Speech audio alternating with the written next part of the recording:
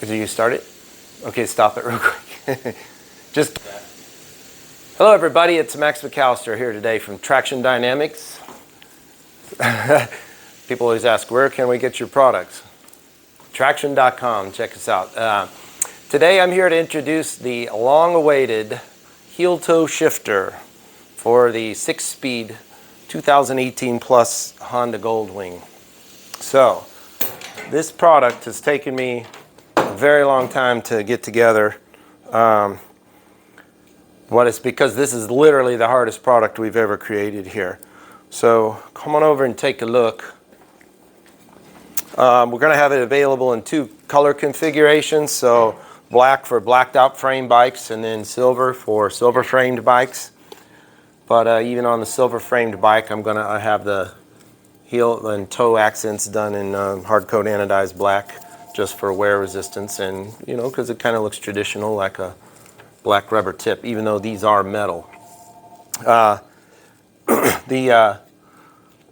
This can be used as a toe-only shifter if there's certain people that ask for one that was so that they could get a better angle on the shifting mechanism when they're if they use tall boots and run a floorboard.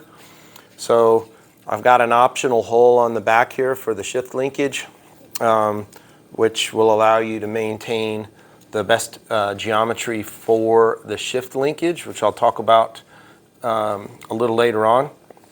We'll do an installation video on this on another day. Then another feature I've designed into it is the heel shifting tab is actually flippable, and it can be flipped to become longer in the rear for riders with extremely large feet, or that just really like to have the heel tab way back on the lever. Now, what was really so complex about designing this product, what made it extremely challenging is the shift pivot point is not on the foot peg. So in most heel-toe shifting systems, the foot peg is the pivot point for the lever mechanism. So you can effectively have the levers be almost a similar length, and they will have a similar throw up and down as a result. But the way Honda has this motorcycle designed, the shift point is actually forward on the frame. Now, that's fine, neither here nor there so much for the toe shifting part, but when it comes time for the heel shifting part, because the length of the lever to where you're going to place your foot is so much longer, the arc that it swings is greater. So in order to be able to swing that large arc without crashing into the side stand or anything down below here, obtaining the right geometry was extremely difficult. Also, not having it crash into the foot peg mounting area and this type of stuff. So we had, well over a dozen prototype iterations of this whole setup, and then finding the proper relationship between the heel and toe as far as their height. And then, one of the critical elements to improving the shifting mechanism was being able to maintain the parallelogram of the shift rod and shift arm assemblies as it comes from Honda. So you want your shifting rod and mechanism to move in this fashion. So when you start adjusting the rod, you start changing that in or out, okay? So it doesn't become a parallelogram anymore. So for people that wanted to be able to run a floorboard and get the toe pedal up, they were getting the geometry out of whack, and it doesn't shift properly or reliably, and you can potentially damage your transmission and such. So redesigning that hole so that everything is located to where there's still a perfect parallelogram, that was the next challenge. And of course, we wanted to use the stock mounting bolt hardware, so inside of this uses the stock bolt, and then it also allows us to have the component be 2 parts so that it can be put into a smaller box so that it can be shipped globally more economically than trying to ship a giant long part like this. Now, again, we've got black and silver, and what I'm going to do is I'm going to hop up on here so you can kind of see. I actually do have some boots on today, so excuse me, I got 52 stitches in my knees. So what we totally rearranged the geometry of the front shifter to make it easier to get your foot and boot under it compared to the stock Honda shift lever. That took some time and effort.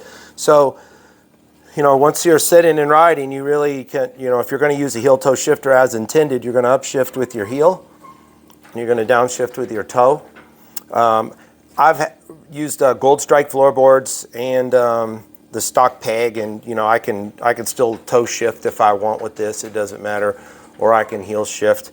That's kind of up to you. But I've got it so that I can rest my foot in here on the peg, not push on the shift lever. The heel tab is not interfering with my boot here. If you can come around and look there. So, you know, I'm still got my foot in a natural position, and the heel toe shifter is not making me do anything strange. So now but I wear a size, you know, 10.5 boot. You know, if you've got a 13 boot, you just flip that tab backwards, and there's plenty of room for your foot in there. And you know, your boot's going to be an inch longer than mine, so then it'll fit and work there.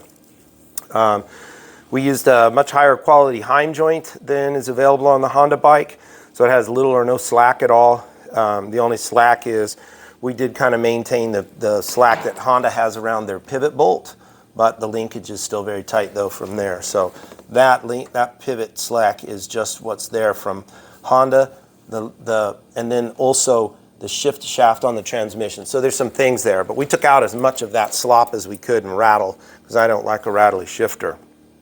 And so you can kind of come in there and scan around that with the camera there and have a look there. Let's see the beautiful artwork. So there's 140 minutes of machine time on this part. It's a lot of machine time. Whoops, hang on here.